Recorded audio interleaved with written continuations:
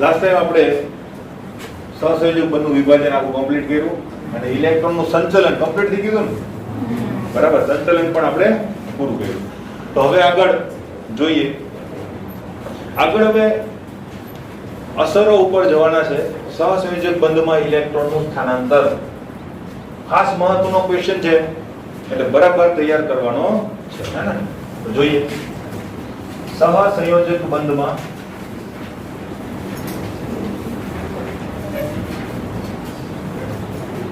Electron નું સ્થાનાંતર. Clear? Okay. તો સહસંયોજક બંધમાં ઇલેક્ટ્રોન નું સ્થાનાંતર. હવે જો જોઈએ સહસંયોજક બંધમાં ઇલેક્ટ્રોન નું સ્થાનાંતર જે છે એને લગતી 4 અસરો આપણી પાસે છે. ખાસ અગત્યની અસરો છે. કાર્બનિક રસાયણ વિજ્ઞાનની અંદર ક્રિયાવિધિ સમજવા માટે આ 4 અસરો જો આવડતી હોય, બરાબર, તો આગળ ઉપર બધી જ અસરો જે છે અને બધી જ ક્રિયાવિધિ તમે સમજી શકો. 4 ખાસ મહત્વની અસરો છે ને આટલી મહત્વની અસર હોવાથી આપણે એ વસ્તુ બરાબર ભણવી પણ પડે અને સમજવી પણ પડે. નહીં તો આગળની જે ક્રિયાવિધિઓ છે આપણીથી સમજાશે નહીં, હે ને? તો જોઈ લઈએ. હવે આ 4 અસરો કઈ કઈ છે તો એની પહેલા આપણે લિસ્ટ એક લખી લઈએ.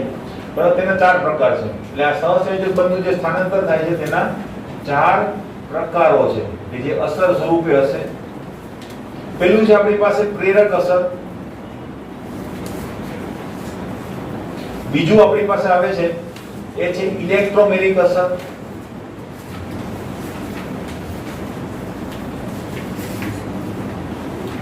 ત્રીજું એ છે સંસ્પંદન, બરાબર, અને ચોથું મારી પાસે છે એ છે હાઇપર કોન્જુગેશન.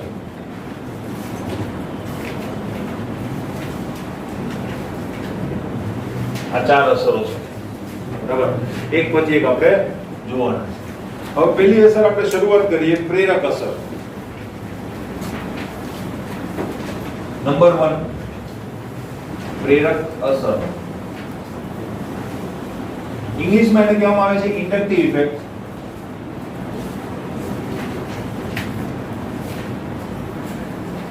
બરાબર, ઇન્ડક્ટિવ ઇફેક્ટ.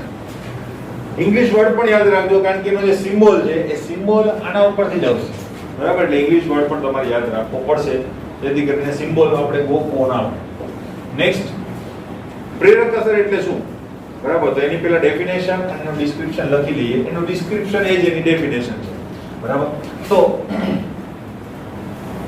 બે જુદી જુદી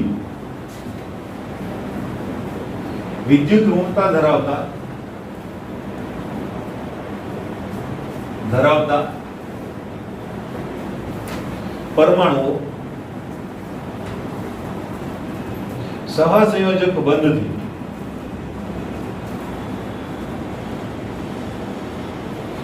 જોડાય ત્યારે સહસંયોજક બંધના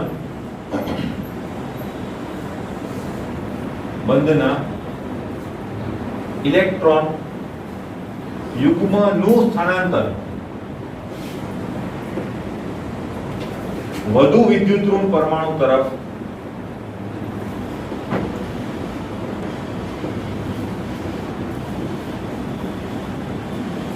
થાય છે, બરાબર. હવે આવું થાય એના લીધે શું થાય તો કે વધુ વિદ્યુત ઋણ પરમાણુ જે છે એના ઉપર ઇલેક્ટ્રોનની ઘનતા વધી જાય અને ઇલેક્ટ્રોનની ઘનતા વધવાના કારણે શું થઈ જાય કે આંશિક ઋણભારિત બને. કે શું બની જાય? આંશિક ઋણભારિત બની જાય, બરાબર. માટે વધુ વિદ્યુત ઋણ પરમાણુ આંશિક ઋણભારિત બને છે તથા અન્ય પરમાણુ આંશિક ધનભારિત બને છે. આ અસરને શું કહેવામાં આવે છે? પ્રેરક અસર કહે છે. તો એનું ડિસ્ક્રિપ્શન કહો તો ડિસ્ક્રિપ્શન અને એની વ્યાખ્યા કહો તો વ્યાખ્યા, બધું આનું આ જ છે, બરાબર. શું કહેવા માંગે છે? ભાઈ તમે ધ્રુવીયતા ભણ્યા છો કે નહીં કેમિકલ બોન્ડિંગ ની અંદર, બરાબર? એમાં પણ આ જ વસ્તુ થતી કે નહીં, બરાબર? કે ભાઈ એકની વિદ્યુત ઋણતા વધારે હોય, બીજા પરમાણુની વિદ્યુત ઋણતા ઓછી હોય તો શું થાય? સહસંયોજક બંધનું જે ઇલેક્ટ્રોન યુગ્મ છે એ વધારે ઇલેક્ટ્રોન ઋણ જે છે એના તરફ આકર્ષાયેલું રહે, અને એ આકર્ષણના કારણે શું થાય તો કે વધુ વિદ્યુત ઋણ પરમાણુ આંશિક ઋણભારિત બનશે અને બીજો પરમાણુ જે છે આંશિક ધનભારિત બનશે. તો એને આપણે ધ્રુવીયતા કહેતા હતા, અહીંયા આપણે એને શું કહીશું? પ્રેરક અસર કહીશું, બરાબર ને? એને લગતી કેટલીક બીજી લાક્ષણિકતાઓ આપણે જોઈશું. તો હવે જોઈએ આના માટેનું જો સાદામાં સાદું ઉદાહરણ આપું, બરાબર? સાદું ઉદાહરણ કે જે ધ્રુવીયતા માટે તમે આપેલું હતું તે A અને B, આની વચ્ચે માનો કે આપણે એમ ગણીએ કે વિદ્યુત ઋણતાના કોન્ટેક્સ્ટની અંદર A જે છે એ લેસ છે અને B ની વિદ્યુત ઋણતા કેવી છે? વધારે. તો અહીંયા શું થશે? આની અંદર જે બંધકારક ઇલેક્ટ્રોન યુગ્મ છે એ કોની નજીક રહેશે? B ની. તો એ આંશિક ઋણભારિત બનશે અને આ આંશિક ધનભારિત બનશે. પૂરેપૂરો ઋણભાર આવશે નહીં, કારણ કે ઇલેક્ટ્રોનનો વિનિમય નથી થયો, ખાલી એની ઇલેક્ટ્રોન ઘનતા થોડીક વધી છે બાજુ, બરાબર? એટલે આંશિક વીજભાર તમને ત્યાં જોવા મળે. ક્લિયર? તો આ કોન્સેપ્ટ છે. બીજા કેટલાક એની લાક્ષણિકતાના પોઈન્ટ્સ જો આપણે લખીએ તો તેને આઈ અસર પણ કહે છે. એટલે આ અસરનો જે સિમ્બોલ છે એ શું છે?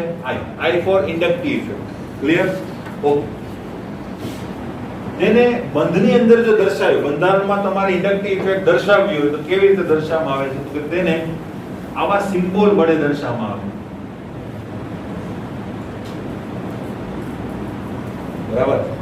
હવે માનો કે મારે અહીંયા આ સિમ્બોલનો યુઝ કરવો હોય તો હું કેવી રીતે કરીશ? કોણે ઇલેક્ટ્રોન લીધા? તો કે B તરફ ગયા, તો જેના તરફ ઇલેક્ટ્રોનનો ફ્લો જાય એના તરફ તમારે એરો એ જ સહસંયોજક બંધની અંદર દર્શાવી દેવાનો છે.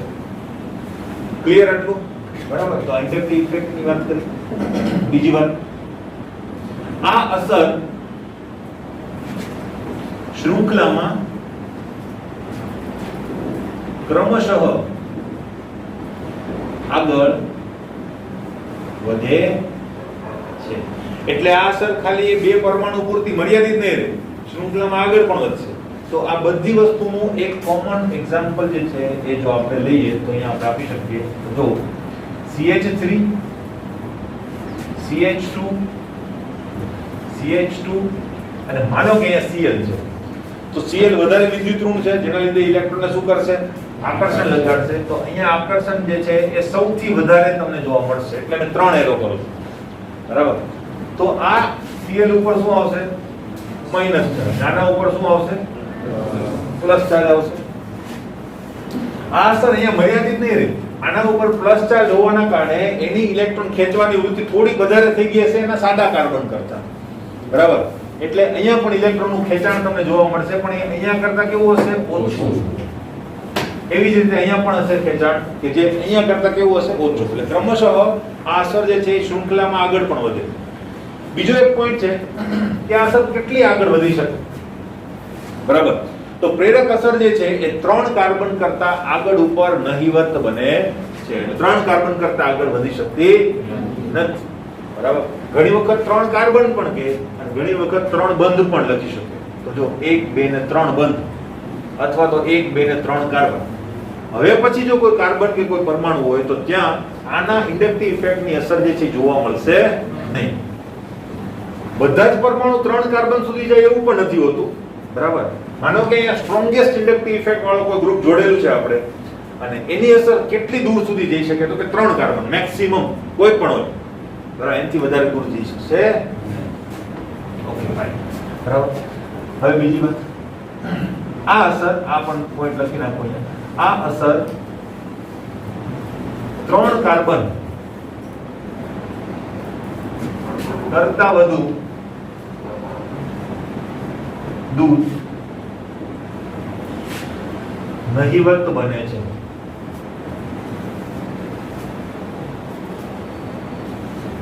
બરાબર? ત્યાં પછીની અસર રહેતી નથી. નેક્સ્ટ પોઈન્ટ, એના 2 પ્રકાર છે.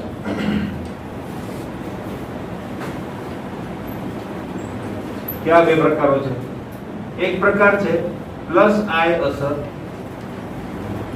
અને બીજો પ્રકાર છે માઈનસ આઈ અસર. આનું પણ ગુજરાતી છે, આને કહેવાય છે ધન પ્રેરક અસર, આને કહેવાય છે ઋણ પ્રેરક અસર. બરાબર. ધન પ્રેરક અસર ને ઋણ પ્રેરક અસર અથવા તો પ્લસ આઈ ઇફેક્ટ અને માઈનસ આઈ ઇફેક્ટ. કોઈ દિવસ ખાલી ઇન્ડિવિડ્યુઅલ આઈ ઇફેક્ટ એવું આપણે લખતા નથી. બરાબર. કા પ્લસ ને કા માઈનસ હંમેશા દર્શાવીને જ આપણે એ સિમ્બોલનો ઉપયોગ કરીશું. ક્લિયર? એટલે આ ખાસ મહત્વનું છે. પ્લસ આઈ અસર કોને કહેવાય? તો એની વ્યાખ્યા અને એનું ઉદાહરણ આપણે આપીએ. બરાબર. તો પહેલો નંબર આપણે લઈ લઈએ પ્લસ આઈ અસર. તો જો ઇલેક્ટ્રોન દાતા સમૂહ જોડાયેલ હોય તો ત્યાં પ્લસ આઈ અસર ઉત્પન્ન થાય છે તેમ આપણે કહી શકીએ. ઇલેક્ટ્રોન દાતા સમૂહ જોડાયેલો હોય. હવે જો અહીંયા મેં જોડેલો હતો એ કેવો હતો? ઇલેક્ટ્રોન આકર્ષક. બરાબર. એટલે એને કઈ અસર ઉત્પન્ન કરી? માઈનસ આઈ અસર. ઇલેક્ટ્રોન દાતા જોડાયેલો હોય તો એ શું અસર ઉત્પન્ન કરશે? પ્લસ આઈ અસર ઉત્પન્ન કરશે. બરાબર. આ વસ્તુ તમારે યાદ રાખવી પડશે. યાદ રાખવામાં એક કન્ફ્યુઝન પણ છે તો હું તમને હમણાં કહું. બરાબર. આની પછીની અસર આવશે ને તો કન્ફ્યુઝન હજુ વધશે. ક્લિયર? તો આપણે હમણાં જોઈએ. હવે આવા ઇલેક્ટ્રોન દાતા સમૂહો ક્યાં હોય? દાખલા તરીકે આપણે કાર્બનિક રસાયણ વિજ્ઞાનની જ વાત કરીએ છીએ. બરાબર. એટલે ઇલેક્ટ્રોન દાતા સમૂહો જે છે એની અંદર આપણે આલ્કાઇલ સમૂહો લઈશું. બીજું કઈ નહીં. આલ્કાઇલ સમૂહનો મતલબ R. બરાબર. આલ્કાઇલ સમૂહોમાં કઈ વેરાયટી હોય? 10 20 અને 30. તો આ વેરાયટી આપણા ઉદાહરણ થઈ જશે. બરાબર. તો જો દાખલા તરીકે CH3 ઇલેક્ટ્રોન દાતા, CH3 CH2 ઇલેક્ટ્રોન દાતા. આ 10 થઈ ગયો. બરાબર. એવી જ રીતે 20 મારે લખવું હોય તો CH3 CH આ CH3 ઇલેક્ટ્રોન દાતા સમૂહ થઈ જશે અને CH3 અને 3 મિથાઇલ સમૂહ એની સાથે જોડી દો તો આ તૃતીયક થઈ ગયું. ઇલેક્ટ્રોન દાતા વૃત્તિ અથવા તો પ્લસ આઈ અસર સૌથી વધારે કોની હશે? તો કે તૃતીયક. કેમ? તો કે આ 3 મિથાઇલ એક કાર્બનને દાન આપશે અને એ એક કહેવાય ને કે ઘણા બધા ઇલેક્ટ્રોન લઈને પછી દાન આપશે. બરાબર. એટલે વધારે સ્ટ્રોંગ દાન કોણ કરશે? તો આ વચ્ચેનો કાર્બન. આની પાસે એવા 2 મિથાઇલ છે. બરાબર. તો એનું દાન પણ સારું એવું થશે પણ આના કરતા કેવું થશે? ઓછું. અહીંયા અને અહીંયા ઘટતા ક્રમની અંદર તમે એને જોઈશું. ક્લિયર? બરાબર. તો પ્રેરક અસરની અંદર માત્ર આલ્કાઇલ સમૂહ મોટા ભાગે આપણે જોઈશું કારણ કે કાર્બનની વાત કરીએ છીએ. નંબર 2 માઈનસ આઈ અસર. આની અંદર શું છે ભાઈ? શું હશે? ઇલેક્ટ્રોન ખેંચનાર સમૂહ. બરાબર. તો ઇલેક્ટ્રોન ખેંચનાર સમૂહો જો કાર્બન સાથે જોડાયેલા હોય તો એ શું ઉત્પન્ન કરશે? માઈનસ આઈ અસર ઉત્પન્ન કરશે. ઇલેક્ટ્રોન ખેંચનાર સમૂહોમાં મારે લખવો હોય તો એક તો મેં લખેલા છે Cl આવી ગયું એટલે એનું આખું ફેમિલી આવે. Cl Br I F બધા. બરાબર. બધા કેવી અસર ઉત્પન્ન કરશે? તો કે નેગેટિવ ઇન્ડક્ટિવ ઇફેક્ટ ઉત્પન્ન કરશે. આના સિવાય NO2. બરાબર. NO2 પણ મોસ્ટ સ્ટ્રોંગ કહેવાય ને કે એ ઇન્ડક્ટિવ ઇફેક્ટ ઉત્પન્ન કરે છે પણ કેવી? માઈનસ આઈ અસર. બરાબર. આના સિવાય બીજા લખવા હોય તો ભાઈ તમે CCl3 પણ લખી શકો. એટલે આલ્કાઇલ સમૂહ દર વખતે ઇલેક્ટ્રોન દાતા જો એવું નથી પણ આ આખો પરમાણુ સમૂહ છે. બરાબર. તો આની અંદર 3 Cl છે ને જેમ અહીંયા 3 CH3 દાન આપતા હતા એમાં 3 Cl શું કરશે? એક કાર્બન પાસેથી ખેંચશે ઇલેક્ટ્રોન. બરાબર. તો હવે એ કાર્બન જે છે ઇલેક્ટ્રોન દાતામાંથી શું બની જશે? ઇલેક્ટ્રોન ખેંચનાર. બરાબર. આ પણ નેગેટિવ ઇન્ડક્ટિવ ઇફેક્ટ દર્શાવે છે. પછી અહીંયા તમે COOH લખી શકો, CHO લખી શકો. બરાબર. આ બધા ઉદાહરણ તમે ત્યાં લખી શકો. આ બધા ઇલેક્ટ્રોન ખેંચનાર. ઇલેક્ટ્રોન ખેંચનાર કેવા હોય? મોસ્ટલી છે ને એની અંદર જે કાર્બન છે એની પાસે ડબલ બોન્ડ હોય. છે ડબલ બોન્ડ? અહીંયા પણ છે ડબલ બોન્ડ. નાઇટ્રોજન પાસે પણ છે ડબલ બોન્ડ. બરાબર. અહીંયા નથી પણ એની આ વિદ્યુત ઋણતાનો તફાવત છે. બરાબર. અહીંયા પણ વિદ્યુત ઋણતાનો તફાવત છે. બરાબર. તમારે એક્સ્ટ્રા કોઈ ઉદાહરણ આપવું હોય તો હંમેશા મેં કીધું ને જે વસ્તુ જોડાયેલી હોય ત્યાં ડબલ બોન્ડ હોવો જોઈએ. હવે હું અહીંયા આ લખી શકું કે નહીં? COCH3 કીટોન ટાઇપ ગ્રુપ લખી શકે? C ડબલ બોન્ડ હોવો જશે કે નહીં? આ છે ખેંચના. ખબર પડી કે નહીં? ક્લિયર? તો આ બધા ઉદાહરણ થઈ ગયા. તમારે મેક્સિમમ 2 ઉદાહરણ આપવા ઇનફ છે. બરાબર. એક ઉદાહરણ નહીં 2 ઉદાહરણ આપી દો. ક્લિયર? આ વાત થઈ ગઈ ઇન્ડક્ટિવ ઇફેક્ટ. એમ તો સરળ છે, કાંઈ અઘરી વસ્તુ નથી પણ કન્ફ્યુઝ બહુ કરે. બરાબર. જ્યારે તમને આના લગતા પ્રશ્નો પૂછાય ને ત્યારે અને કેમ કન્ફ્યુઝ થાય છે એ તમને હું ખાસ કહી દઉં. જો ઇલેક્ટ્રોન ખેંચનાર જે છે અત્યારે યાદ રાખજો, કન્ફ્યુઝન વધશે જ્યારે હું બીજી અસર કરાવીશ ત્યારે. ઇલેક્ટ્રોન ખેંચનાર ગ્રુપ જે છે ઇલેક્ટ્રોન ખેંચીને શું બને? માઈનસ.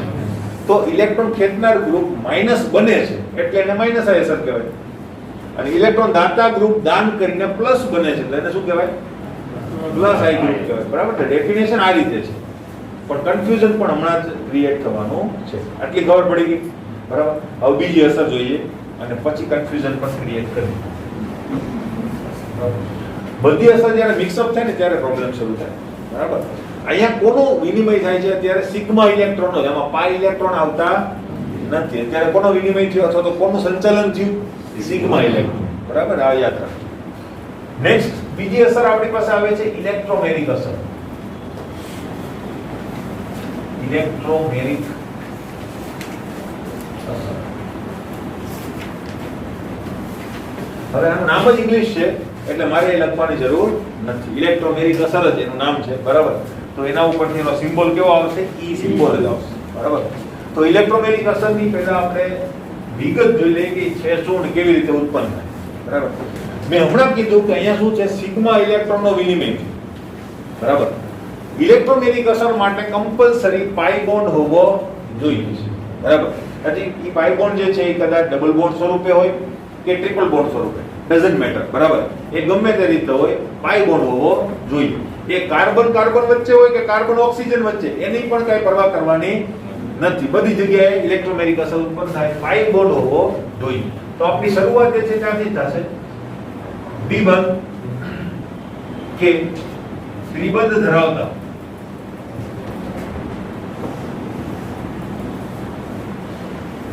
કાર્બનિક સંયોજનમાં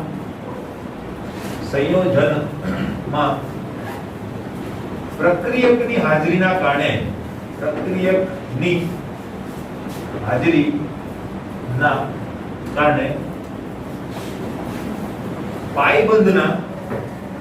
પાઈબંધના ઇલેક્ટ્રોનનું સ્થાનાંતર સંપર્કમાં આવતા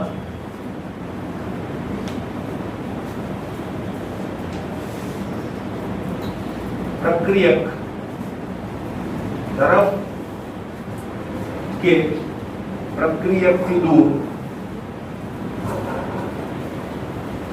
થાય છે. આ અસરને શું કહેવામાં આવે? ઇલેક્ટ્રોમેરિક અસર કહેવામાં આવે. વ્યાખ્યા ડાઘા જેવી જ હશે બંને. ખબર પડી? એ ડિસ્ક્રિપ્શન જ છે અને એની સમજૂતી પણ છે. તો હવે એ સમજૂતી કેવી રીતે છે એ સમજે. જો પહેલી વાત, દ્વિબંધ કે ત્રિબંધી મેં કીધું તું કમ્પલ્શન છે એટલે એ તો જરૂરી છે જ. બરાબર. તો એને કેવી રીતે આપણે સમજાવી શકીએ? દાખલા તરીકે એક ઉદાહરણ જો માનો કે હું લઉં, મારી પાસે એક સાદામાં સાદું મોલેક્યુલ છે કે જેની પાસે દ્વિબંધ છે. બરાબર. સંપર્કમાં આવતા પ્રક્રિયકની હાજરીના કારણે, કોઈ સંપર્કમાં આવે છે પ્રક્રિયક A+, એ સંપર્કમાં આવ્યો. બરાબર. તો A+ તરત જ આના તરફ આકર્ષાશે કારણ કે આ પાઈ ઇલેક્ટ્રોનના વાદળ હશે. બરાબર. અને એના તરફ એ આકર્ષાશે, બંધ બનાવવાનો પ્રયત્ન કરશે. બરાબર. બંધ બનાવવાનો પ્રયત્ન કરશે એટલે આ કોઈ પણ એક કાર્બન સાથે જોડાશે. હવે મેં એરો માર્યો, એ સાચો છે કે ખોટો? ખોટો છે. કારણ કે સંચલન હવે આપણને ખબર છે electron deficient to electron rich, ખોટું. ઇલેક્ટ્રોન રીચ થી ઇલેક્ટ્રોન ડેફિશિયન્ટ હોવું જોઈએ. અહીંયા તો ડેફિશિયન્ટ છે ને, એરો ખરેખર મારે આ રીતે મારવો જોઈએ. બરાબર. પણ મોટા ભાગે એ વસ્તુ ચાલતી હોય છે, પણ ટેકનિકલી આપણને ખબર છે તો આપણે યોગ્ય રીતે જે વસ્તુ નોટિફાઈ કરવાની. ક્લિયર? મેઇન વસ્તુ પર આવીએ. દ્વિબંધ જે છે એના ઉપર આ પ્રક્રિયક જે છે એ જોડાવાનો પ્રયત્ન કરે છે તો શું થશે જોઈ લઈએ. બરાબર. હવે આ જોડાઈ ગઈ માનો તો એ જોડાવાનો પ્રયત્ન કર્યો આ જગ્યાએ. બરાબર. તો એ અહીંયા જોડાઈ ગયો. હવે એ જોડાશે એટલે કાર્બન તરત જ પોતાનો એક બંધ તોડી નાખશે. કયો બંધ તોડશે? સૌથી નબળો હોય તે. સૌથી નબળો બંધ કયો હશે? પાઈ બોન્ડ જ હોય. બરાબર. તો એ પાઈ બોન્ડ નબળો છે તો એ તૂટી જશે. હવે તૂટી જશે તો એના ઇલેક્ટ્રોન છૂટા પડશે. ભાગીદારી છે ભાઈ, હવે કોને લેવા અને કોને ના લેવા. તો અહીંયા ધનવીજભારિત પ્રક્રિયક જોડાયો છે. ધનવીજભારિત પ્રક્રિયક ઇટસેલ્ફ શું હશે? ઇલેક્ટ્રોન આકર્ષક હશે અને એને એક ઇલેક્ટ્રોન નથી. એક ઇલેક્ટ્રોન નથી એટલે એને બંધ બનાવવા સમયે એનો પોતાનો ઇલેક્ટ્રોન પણ જોઈશે અને પ્લસ એક ઇલેક્ટ્રોન સામેથી આવશે ત્યારે એ ભાગીદારી થશે. એટલે એમ ગણો તો આ સહસંયોજક બંધની અંદર બંને ઇલેક્ટ્રોન કાર્બન તરફથી જ આવતા હશે. કારણ કે એક ઇલેક્ટ્રોન તો આનો ધન વીજભાર ક્લિક કરવામાં જશે અને બીજો ઇલેક્ટ્રોન જે છે એ બંધ બનાવવામાં જશે, બરાબર? એટલે એને બે ઇલેક્ટ્રોન જોઈશે. એટલે અલ્ટિમેટલી આ કેવું છે, ઇલેક્ટ્રોન આકર્ષક ગ્રુપ કહેવાય કે નહીં? છે ને ઇલેક્ટ્રોન આકર્ષક. એટલે આ ઇલેક્ટ્રોન નું જે એની ઉપર ધન વીજભાર હતો એ કોને મળશે? આ કાર્બન.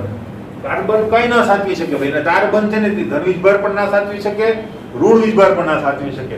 એટલે ધન વીજભારના કારણે શું થશે? ઇલેક્ટ્રોન ડેન્સિટી આ કાર્બન ઉપર વધશે, ખેંચાશે.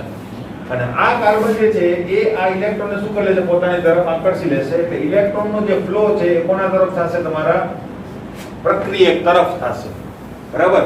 એટલે અહીં વાક્ય લખેલું છે, દ્વિબંધ કે ત્રિબંધ ધરાવતા કાર્બનિક સંયોજનમાં પ્રક્રિયકની હાજરીના કારણે પાયબંધનું ઇલેક્ટ્રોન યુગ્મ પ્રક્રિયક તરફ કે પ્રક્રિયકથી દૂર શું થાય છે? સ્થાનાંતરિત થાય છે. આના કારણે શું થાય?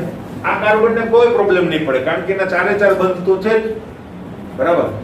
એને તો એક હાથ લે એક હાથ દે કર્યું. અહીંયા ભલે ને બે ઇલેક્ટ્રોન આપવા પડ્યા, પણ એ અલ્ટિમેટલી ક્યાંથી લીધેલા છે? એને પાઈ બોન્ડના ઇલેક્ટ્રોન લીધેલા છે. એટલે કોઈ વીજભાર એના ઉપર ડેવલપ થતો નથી. પ્રોબ્લેમ કોને આવે? આ કાર્બન. આ કાર્બનના જે બે ઇલેક્ટ્રોન હતા એ કોણ લઈ ગયું? બીજો કાર્બન, એટલે કે પેલો પ્રક્રિયક. તો અહીંયા શું થશે? પોઝિટિવ ચાર્જ ઉત્પન્ન થશે, બરાબર? એટલે અહીંયા ઇલેક્ટ્રોનની ગતિ કેવી રીતે થઈ? તો કે ભાઈ અહીંયા ઇલેક્ટ્રોનની ગતિ આમ થઈ અને આ પાઈ બોન્ડના ઇલેક્ટ્રોન કોના ઉપર આવી ગયા? આ કાર્બન. અને આ કાર્બન ઉપર શું ઉત્પન્ન થયું? ધન વીજભાર. ખબર પડી? વ્યાખ્યા સમજાઈ કેવી રીતે આવી? બરાબર? તો આ રીતે તમે એને સમજૂતી આપી શકો. આ જ રીતે જો એ માઈનસ વાળું હોય તો એ આપશે ઇલેક્ટ્રોન, તો આ પાઈ બોન્ડના ઇલેક્ટ્રોન આના ઉપર ટ્રાન્સફર થશે, તો એ પ્લસના બદલે શું ઉત્પન્ન થાય? Minus charge. બરાબર? એ ઉદાહરણ પણ હું આપીશ, પણ અત્યારે મારે એના પ્રકારો હું લખીશ ને ત્યારે ક્લિયર. હવાના બે ત્રણ મુદ્દાઓ જોઈ લઈએ, બરાબર? તેને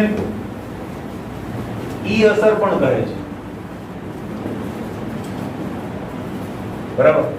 ઈ ફોર ઇલેક્ટ્રોમેરિક અસર. ઇંગ્લિશ વર્ડ ઉપરથી જ આવી ગયું કે નહીં? બીજી વાત, તેમાં ઇલેક્ટ્રોનની ગતિ એ છે ને આપણા જે સંચાલન વાળા કર્વ એરો છે એનાથી દર્શાવવામાં આવે, કે જે મેં આ દર્શાવેલી પણ છે, બરાબર? એ ઇલેક્ટ્રોનની ગતિ આમાં વક્ર તીર વડે દર્શાવે. ક્લિયર? તેના બે પ્રકાર, સોરી એક પોઈન્ટ હજુ રહી ગયો. આ જે અસર છે એ કેવી છે? કામ ચલાઉ છે.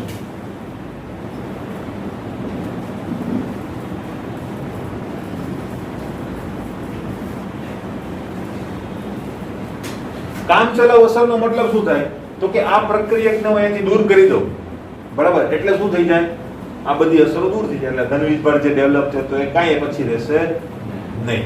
એટલે આ કામ ચલાવ અસર છે, પ્રક્રિયકને પોતાના સ્થાનથી દૂર કરતા અસર નાબૂદ થાય છે. આ અસર જે છે ને એ કાયમી અસર છે.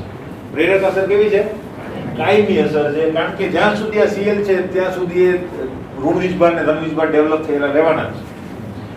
કન્ફ્યુઝન તમને શું થાય? એક કન્ફ્યુઝન એ થાય તમે અહીંયા Cl ને દૂર કરી દો તો અહીંયા પણ દૂર થઈ જાય, જેમ અહીંયા દૂર થઈ ગયું તે રીતે. બહાર પડી કે નહીં? બરાબર? તો થઈ જાય. તો અલ્ટિમેટલી અહીંયા કોને જોવો છો એ અગત્યનું છે, બરાબર? દાખલા તરીકે પ્રણાલી ને પર્યાવરણ, તો તમારે હવે નવા સિલેબસની અંદર મને નથી ખબર, પણ ફિઝિક્સની અંદર ઊંધા જતું હતું. પ્રણાલી ઉપર કાર્ય થાય તો આપણે શું લઈએ? પ્લસ. પ્રણાલી ઉપર કાર્ય થાય તો આપણે શું લઈએ છે? પ્રણાલીની ઊર્જા વધે, પ્લસ. ફિઝિક્સમાં માઈનસ લેતા. તમે અત્યારે શું લ્યો છો? કે નથી એવું થર્મોડાયનેમિક ફિઝિક્સમાં, તો એ ઊંધા જતું છે, બરાબર? અહીંયા પ્લસ તો ત્યાં માઈનસ લેશો. એ જ વાક્ય માટે અહીંયા પ્લસ લખો તો ત્યાં શું લખો છો? માઈનસ લખો. ભાઈ એવું કેમ? ખોટું ક્યાંય નથી, બરાબર? પણ આ પેલા જેવું છે, એક માણસ બસને ધક્કો મારતો હોય તો બસને ઊર્જા મળે છે, એટલે બસના માટે શું થશે? પ્લસ. તમે માણસને જુઓ તો માણસની ઊર્જા ઘટે છે, બરાબર? એટલે માણસ માટે એ કાર્ય માઈનસ છે અને બસ માટે એ કેવું છે? પ્લસ. કહેવાય તો બંનેને પ્રણાલી. તમે બસને પણ પ્રણાલી માની શકો અને તમે માણસને પણ પ્રણાલી માની શકો, અને કાર્ય એક જ સરખું થાય છે, એક જ પ્રક્રમ તો છે. તો એની અંદર પ્લસ માઇનસ હોઈ શકે. તો ત્યાં તમે મોટા ભાગે એન્જિન જોવો છો, બરાબર? એન્જિન, તો એન્જિન પોતાની કાર્યક્ષમતા ગુમાવશે એમ આપણે કહી શકીએ, બરાબર? અને અંદરનો વાયુ જે છે એ મેળવશે, બરાબર? અથવા તો વાયુ ગુમાવે તો કોણ મેળવે? એન્જિન યાંત્રિક કાર્ય તરીકે મેળવશે, બરાબર? માનો તો વાયુ એક્સપાન્ડ થશે તો વાયુ એ કાર્ય કર્યું કહેવાય ને, વિસ્તરણ માટે વાયુ કાર્ય કરે છે, પણ એનું દબાણ કોના ઉપર આવશે? તમારા. એટલે એનું જે કાર્ય જે છે વાયુ દ્વારા કાર્ય કોણે મેળવ્યું? એન્જિન. તો એન્જિન માટે શું થઈ જાય? પ્લસ. તો તમે એન્જિનને જુઓ તો પ્લસ, પેલું માઇનસ. તો અહીંયા પણ એવું જ છે, બરાબર. બહુ માઇનર લેવલ ઉપર છે, વિચારવું પડે. તો અહીંયા પણ CL ને દૂર કરી દો, ઇન્ડક્ટિવ ઇફેક્ટ દૂર થઈ જાય. આવું તમારું મગજ તમને કહેશે, પ્રશ્ન પૂછશે અને પૂછવો પણ જોઈએ, બરાબર. તો બેમાં ફરક શું? કેમ અહીંયા લખ્યું છે કામ ચલાવો અને અહીંયા કેમ લખેલું છે કે ભાઈ કાયમી અસર છે? એનું કારણ એ છે કે તમે અહીંયા મોલેક્યુલ તરીકે આખું જુઓ. તમે જો CL ને દૂર કરો તો મોલેક્યુલ તૂટી જાય, બદલાઈ જાય. અને અહીંયા મોલેક્યુલ કોણ છે? દ્વિબંધ કે ત્રિબંધ ધરાવતું સંયોજન. સંપર્કમાં આવતા પ્રક્રિયકની હાજરીના કારણે થયું. પ્રક્રિયકને દૂર કરી શકો, આમાં પ્રક્રિયક નથી, એ મોલેક્યુલનો એક ભાગ છે. ખબર પડી? બરાબર. એટલા માટે આની અંદર કાયમી અસર છે એમ આપણે કહીએ છીએ, કારણ કે અહીંયા કોઈ પ્રક્રિયા નથી થઈ. જો મેં ક્યાં એરો દર્શાવેલો છે કે ભાઈ આમાં ત્યાં બન્યું નહીં, બરાબર. આની અંદર મેં એરો દર્શાવેલો છે. અહીંયા A+ આવે તો જુદી પરિસ્થિતિ, B- આવે તો જુદી પરિસ્થિતિ. એટલે અહીંયા બદલવાની છૂટી છે પ્રક્રિયા. તમારું મુખ્ય મોલેક્યુલ બદલાતું નથી. એટલે જો આને દૂર કરો તો મુખ્ય મોલેક્યુલમાં ફરીથી જેવી હતી એવી પરિસ્થિતિ તમને જોવા મળશે. ખબર પડી કે એટલે પ્રણાલી આ મોલેક્યુલ છે, અહીંયા પ્રણાલી આખું મોલેક્યુલ છે, બરાબર. એટલે આ કાયમી, આ કેવી થશે? કામ ચલાવ. આવા પ્રશ્નો પણ તમને પૂછે છે કે નીચેમાંથી કઈ અસર કામ ચલાવ છે, કઈ અસર કાયમી છે, તો એનો આન્સર તમે આપી શકો. ઓકે, બરાબર. નેક્સ્ટ પોઈન્ટ, તેના બે પ્રકાર. તેના બે પ્રકારો. પેલાની જેમ પ્લસ આઈ અને માઈનસ આઈ હતું, એમ આની અંદર પણ શું આવશે? પ્લસ ઈ અસર અને માઈનસ ઈ અસર. ધન ઇલેક્ટ્રોમેગ્નેટિક અસર અને ઋણ ઇલેક્ટ્રોમેગ્નેટિક અસર. હવે આ બંને અસરોની અંદર શું છે? હવે એની વાત કરી દઈએ, બરાબર. તો પહેલી વાત આપણે કરીએ ધન ઇલેક્ટ્રોમેગ્નેટિક અસર. તો અહીંયા આપણે શું લખીશું? ધન ઇલેક્ટ્રોમેગ્નેટિક અસર કોણ ઉત્પન્ન કરે? બરાબર. જો પાયબંધના ઇલેક્ટ્રોનનો સ્થાનાંતર સંપર્કમાં આવતા પ્રક્રિયક તરફ થાય, બરાબર. જો પાયબંધના ઇલેક્ટ્રોન, આવું ના લખવું હોય તો તમે પાઈ ઇલેક્ટ્રોન પણ લખી શકો, હે? એ સિમ્પલ શબ્દો. જો પાઈ ઇલેક્ટ્રોનનું સ્થાનાંતર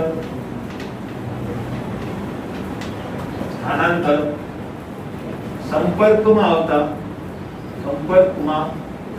આવતા પ્રક્રિયક તરફ થાય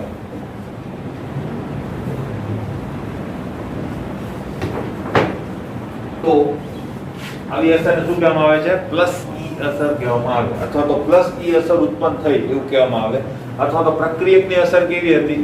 પ્લસ ઈ એવું કહી શકાય. ક્લિયર? ઘણી બધી રીતે આપણે ઇવેલ્યુએટ કરી છે. ખબર પડી કે? અને એવું ક્યાં થશે? ધન વીજભારિત પ્રક્રિયક આવશે ત્યાં, બરાબર. તો અહીંયા ઉદાહરણ જે છે એ સેમ ટુ સેમ આજ આપી શકીએ કે નહીં? બરાબર. એ જ ઉદાહરણ તમારું ત્યાં થશે. નંબર 2, માઈનસ ઈ અસર. આમાં શું થશે? જો પાયબંધના ઇલેક્ટ્રોનનું સ્થાનાંતર પ્રક્રિયકથી દૂર થાય,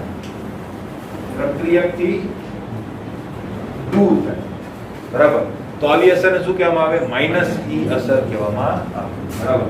હવે એના માટે મારે ઉદાહરણ દેવું હોય તો હજુ સુધી મેં એવું ઉદાહરણ આપેલું નથી, તો જો આપીએ CH2 double bond CH2 plus, માનો કે અહીંયા મેં Cl માઈનસ આની સાથે પ્રક્રિયા કરવા માટે સિલેક્ટ કર્યું, તો હવે હું આ રીતે એરો મારીશ, બરાબર, અને મને આ પ્રકારની એક વૃત્તિ ત્યાં તમને જોવા મળશે. Cl minus. હવે એનું ઇલેક્ટ્રોન યુગ્મ જે છે એ કોને પ્રદાન કરશે? CH2 ને. એના થ્રુ પાઈ બોન્ડના ઇલેક્ટ્રોન કોના ઉપર જશે? એના છેડાના કાર્બન ઉપર, અહીંયા માઈનસ ચાર્જ ઉપર કરશે, બરાબર. તો અહીંયા જે અસર ઉત્પન્ન થઈ એ કઈ અસર કહીશું આપણે? માઈનસ ઈ અસર આપણે એને કહી શકીશું. ક્લિયર? બસ આટલું જ છે, આમાં બીજું કઈ છે. કન્ફ્યુઝન ક્યાં છે એ જોજો, બરાબર. પહેલી વાત કન્ફ્યુઝન એ થાય કે બીજો આમાં એમ તો સરળ છે, ઇલેક્ટ્રોમેગ્નેટિક અસરમાં કઈ પ્રોબ્લેમ નથી, બરાબર. ધન વીજભારિત પ્રક્રિયક આવે પ્લસ ઈ અસર, ઋણ વીજભારિત પ્રક્રિયક આવે માઈનસ ઈ અસર, બરાબર. ઋણ પ્રેરક અસર, ઋણ ઇલેક્ટ્રોમેગ્નેટિક અસર. ક્લિયર? એમાં કોઈ પ્રોબ્લેમ નથી, ઈઝીલી છે, પણ એટલું ઈઝી પણ નથી. કન્ફ્યુઝન કેવું ક્રિએટ થાય જોજો.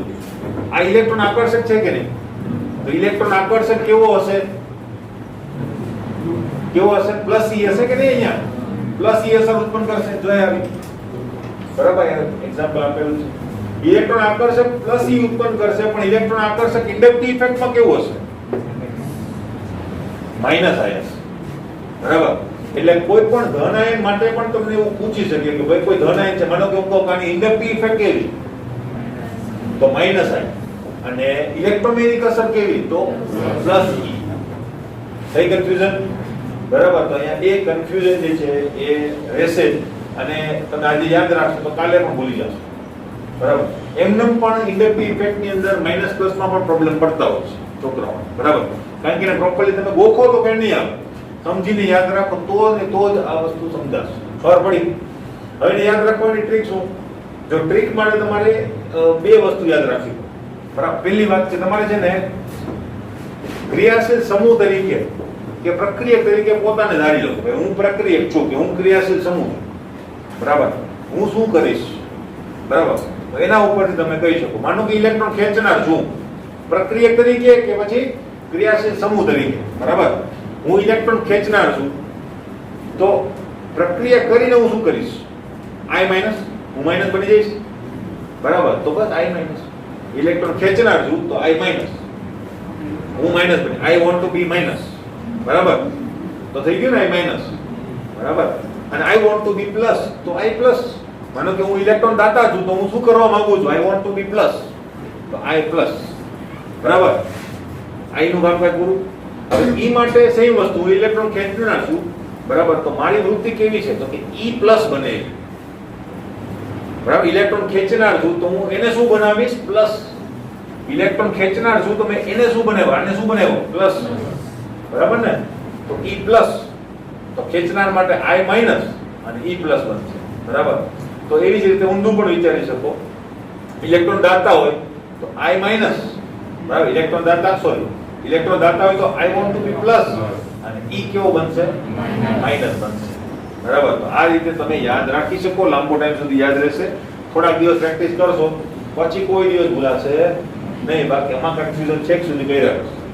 ધીમે ધીમે શું થઈ જશે? પ્લસ આય તો પ્લસ સી, માઈનસ આય તો માઈનસ. બરાબર, આવું થઈ જશે કે જે કેવું છે એકદમ ખોટું છે. બરાબર, આની અંદર સૌથી વધારે કન્ફ્યુઝન હોય છે, આ ધ્યાન રાખજો.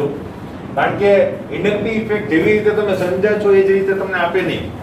તમને કોઈ પણ રીતે આપે, તમને એમ કે આ તૃતીયક આલ્કાઇલ સમૂહની ઇન્ડક્ટિવ ઇફેક્ટ કેવી છે, તો ઇન્ડિવિડ્યુઅલ ક્રિયાશીલ સમૂહ માટે પૂછે પ્રક્રિયક તરીકે. અને પ્રક્રિયક તરીકે અસર તો અહીંયા હોય છે. મેં હમણાં જ કીધું કે આપણે આખું મોલેક્યુલ જોઈએ છે, તો અહીંયા તો તમે ખાલી ક્રિયાશીલ સમૂહને જોયો ને કે ભાઈ તૃતીયક આલ્કાઇલ સમૂહ કેવો છે, ઇન્ડક્ટિવ ઇફેક્ટ, તો તેની પ્રેરક અસર કેવી છે. આવો પ્રશ્ન કે આવું વાક્ય આવે ત્યારે તમારે કન્ફ્યુઝન થાય કે સર તો આખું મોલેક્યુલ સમજાવ્યું હતું ને ત્યાં તમને ખાલી ક્રિયાશીલ સમૂહ પૂછ્યું. તો એ ઇલેક્ટ્રોન દાતા હશે તો શું કહેશો તમે? Plus I. અને ઇલેક્ટ્રોન ખેંચનાર હશે તો તમે શું કહેશો? માઈનસ I અસર દર્શાવતું ક્રિયાશીલ સમૂહ છે. આવા શબ્દો પણ આપણે વાપરીશું. બરાબર, ખરેખર ક્રિયાશીલ સમૂહ એટલે એક પ્રકારનો પ્રક્રિયક. બરાબર, તો પ્રક્રિયકની વાત તો ક્યાં આવે? ઇલેક્ટ્રોમેગ્નેટિક અસરની અંદર. અને મેં ઇલેક્ટ્રોમેગ્નેટિક અસરના જ પ્રક્રિયક માટે બંને વસ્તુ લાગુ પડી કે નહીં, કે આ પ્રક્રિયક કેવો છે? તો કે પ્લસ E અને માઈનસ I. બરાબર, તો બંને રીતે યુઝ થાય છે એટલે કન્ફ્યુઝન ક્રિએટ થઈ શકે. પણ મેં કીધું એનો રસ્તો આ એક જ રસ્તો છે. બાકી ગોખવા જાશો ગમે એમ કરશો તો મેળ નહીં આવે, મિક્સઅપ થાય છે, બીજું કંઈ નથી. તમે ઇન્ડિવિડ્યુઅલ યાદ રાખી શકો. ઇન્ડિવિડ્યુઅલ તો આ સૌથી ઈઝી. ઇલેક્ટ્રોમેગ્નેટિક અસર પ્લસ બને તો પ્લસ દેખાય છે પ્લસ, માઈનસ દેખાય છે માઈનસ. બરાબર, તો બે વચ્ચે ઘણો બધો ડિફરન્સ છે. કારણ કે આમાં પાઈ બોન્ડ નથી, આમાં પાઈ બોન્ડ કમ્પલસરી છે. બરાબર, આમાં પાઈ બોન્ડ એના વગર કેવી રીતે વ્યાખ્યાનું જ પાલન ના થાય? પાઈ ઇલેક્ટ્રોન હોય તો એનું સ્થાનાંતર થાય. ખબર પડી?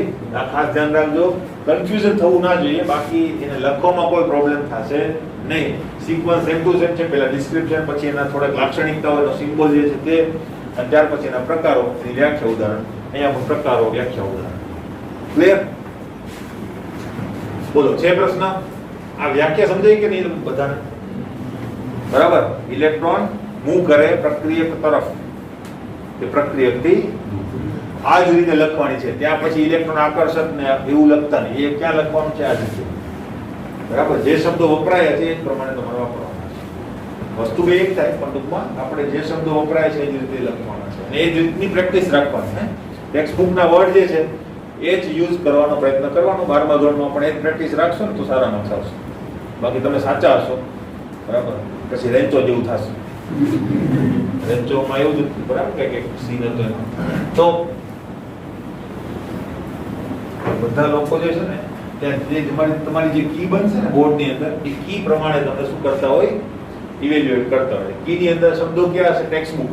બને ત્યાં સુધી ટેક્સ્ટબુકના જ શબ્દો યુઝ કરવાનો પ્રયત્ન કરવો. બહુ ભારે ભરકમ શબ્દ હોય તો આપણે એને બદલી શકીએ, બાકી બદલવાનો પ્રયત્ન નહીં કરવો.